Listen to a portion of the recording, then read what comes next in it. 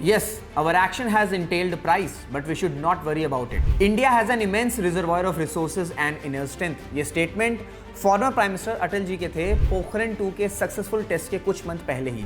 1998 में जब इंडिया ने अपने सक्सेसफुल न्यूक्लियर टेस्ट कंडक्ट किए, तब यूएसए ने intense and severe sanctions impose किए थे इंडिया पर, चाहे इंटरनेशनल लोन्स को अपोज करना हो या फिर टेक्नोलॉजी ट्रांसफर्स पर बैन करना हो। बट इन सैंक्शंस को इंडिया ने सर्वाइव किया, बाउंस बैक किया एंड कंटिन्यूअस इकोनॉमिक ग्रोथ भी किया।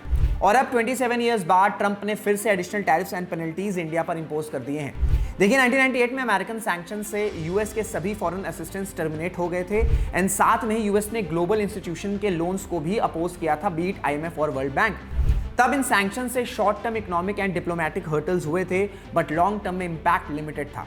सो इंडिया की रिकवरी ड्रिवन थी domestic reforms, diplomatic engagement and gradual sanction waiver से। इनफैक्ट सैंक्शंस ने कैटलिस्ट की तरह एक्ट किया था self reliance and stronger global ties में।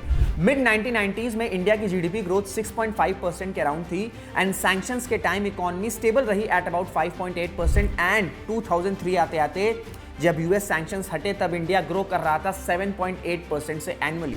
सो इन सब के चलते यूएस को अपनी अप्रोच को रीवैल्यूएट करना पड़ा and ultimately US recognised India as a nuclear power and 2008 में लैंडमार्क न्यूक्लियर डील हुई। सो एक्सपर्ट्स का मानना है कि यूएस के इतने इंटेंस सैंक्शन से इंडिया ने बाउंस बैक कर लिया था 1998 में, और 2025 में तो टैरिफ्स इंडिया के एक्सपोर्ट्स को ही मोस्टली हैम्पर करेंगे, जिसको इंडिया इवेंचुअली सर्वाइव कर लेगा इन द लॉन्ग टर्म। जय हिंद।